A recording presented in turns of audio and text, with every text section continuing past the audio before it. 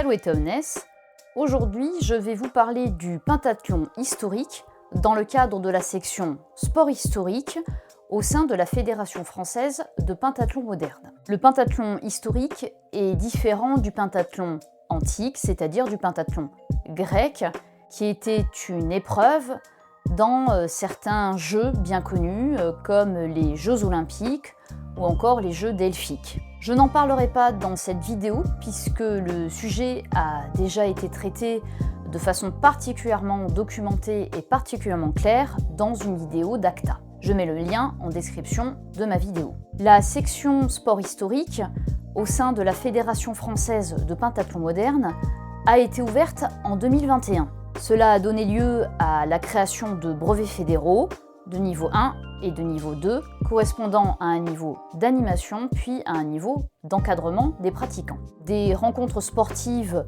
ont été initiées au fil des années et en 2025 a eu lieu le premier championnat de France des sports historiques. Ce championnat de France est arrivé au terme d'un circuit de compétition initié sur la saison sportive 2024-2025.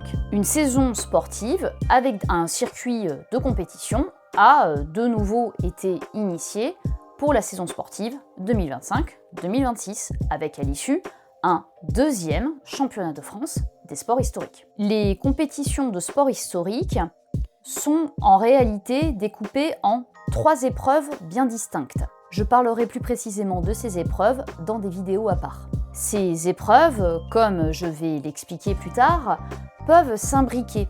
Vous avez tout d'abord la triade qui est composée des 3 lancers, celui du javelot, celui du disque et enfin le pentabond qui est un lancer de soi-même.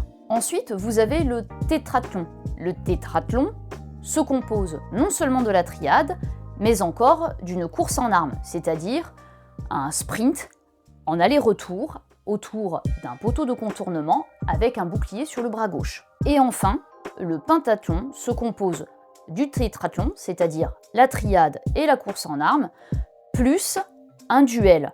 Pour l'instant, c'est l'épée longue qui est la pratique officielle du duel du pentathlon. À cela s'ajoutent d'autres disciplines qui sont considérées comme des disciplines de promotion de la section sport historique, notamment le duel antique ou encore la gladiature. Je parlerai de ces disciplines dans d'autres vidéos. Ainsi, tout athlète est libre de concourir pour les épreuves de son choix. Il peut choisir la triade, il peut choisir le tétrathlon ou bien de concourir pour le pentathlon. À chaque fois, il y a des prix à remporter, il y a des places à gagner pour ces 3 épreuves qui peuvent se cumuler. Mais attention, selon que l'on concourt pour la triade et ou le tétrathlon et ou le pentathlon, les stratégies adoptées ne vont pas être exactement les mêmes.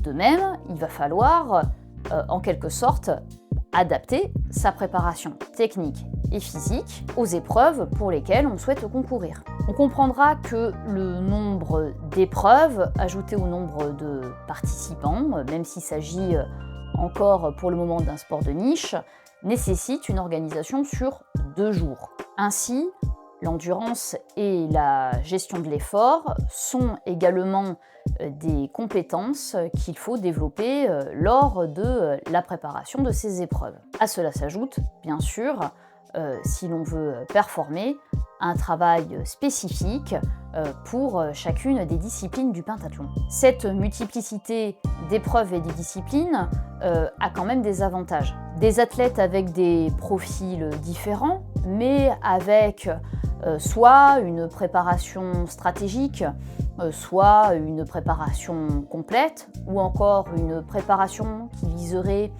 à valoriser des points forts ou encore pallier des points faibles, peuvent tout à fait monter sur le podium en accord avec leurs objectifs et bien sûr leurs envies. Les catégories d'âge bien sûr existent, elles reprennent le modèle qui est suivi par la Fédération française de pentathlon moderne.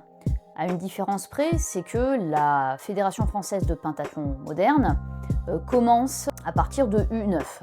Or, pour les sports historiques, la compétition s'ouvre à partir de U13. On constatera également que la catégorie senior, particulièrement étendue en nombre d'années, est la catégorie qui est la plus susceptible de regrouper un grand nombre d'athlètes. Toutefois, sur certaines compétitions, et c'est pratiquement, du moins pour le moment, le cas à chaque fois pour les dames, il faut regrouper certaines catégories d'âge par ce que l'on appelle le surclassement. Ainsi, lorsque l'on concourt avec une catégorie d'âge qui est inférieure à la sienne, puisque la catégorie d'âge inférieure a été surclassée pour pouvoir concourir avec la catégorie d'âge supérieure, on est donc susceptible de remporter non pas un, mais bel et bien 2 prix. En effet, on remporterait non seulement celui de sa catégorie d'âge, mais encore celui de la catégorie inférieure. Cela n'arrive pas qu'en sport historique, cela peut arriver également dans certaines compétitions des épreuves de la Fédération française de pentathlon moderne lorsqu'il n'y a pas assez de candidats pour une catégorie d'âge. C'est notamment le cas pour les catégories d'âge les moins élevées, les catégories d'âge les plus élevées et les dames. Je vais vous donner un exemple car l'explication est peut-être un petit peu obscure. Une athlète inscrite en Master 40 a concouru le tétrathlon avec des athlètes seniors, c'est-à-dire une catégorie d'âge inférieure à la sienne, tout simplement parce que en Master 40 et en senior, il n'y avait pas suffisamment d'athlètes, c'est-à-dire au moins 3, pour pouvoir faire en sorte que l'épreuve se déroule. Cette athlète, inscrite en Master 40, se retrouve fort bien classée. Elle est arrivée première de toutes les épreuves.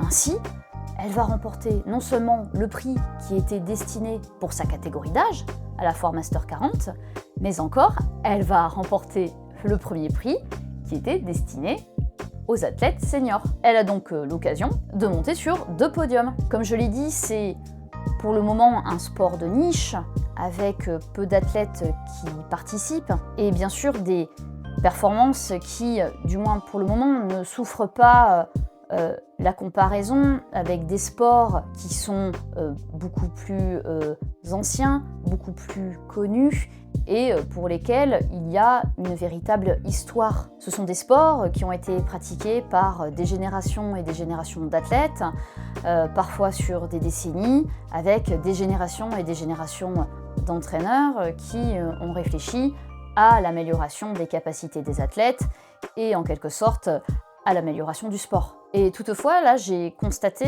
ces dernières années, puisque ce sont plus ou moins les mêmes athlètes qui reviennent, même si nous avons constamment de nouvelles têtes qui nous rejoignent, j'ai constaté que nous avions, du moins du point de vue du corps arbitral, moins de tirs invalidés pour le javelot et pour le disque. Nous avons moins de sauts invalidés pour le pentabond et nous avons aussi moins de faux départs pour la course, moins de problèmes d'accrochage du compteur lors du virage. C'est-à-dire que il y a très certainement dans la préparation des athlètes une amélioration technique générale. Et je crois que c'est très positif pour ces épreuves qui sont finalement toutes jeunes. Je pense donc que des sportifs, des athlètes issus d'autres disciplines pourraient, s'ils s'engageaient dans le circuit des sports historiques, tout à fait trouver leur place, non seulement dans le classement, voire sur un podium. En effet, des sportifs issus d'autres disciplines, avec un petit peu de préparation technique, pourraient, sans fondamentalement changer toute leur préparation qui est destinée à leur sport principal, eh bien, je pense que ces sportifs-là pourraient tout à fait performer et réaliser des prestations tout à fait honorables et ce, dès leur première tentative. Je vous donne donc rendez-vous dans d'autres vidéos, et peut-être un jour, soit en lice, soit sur le stade.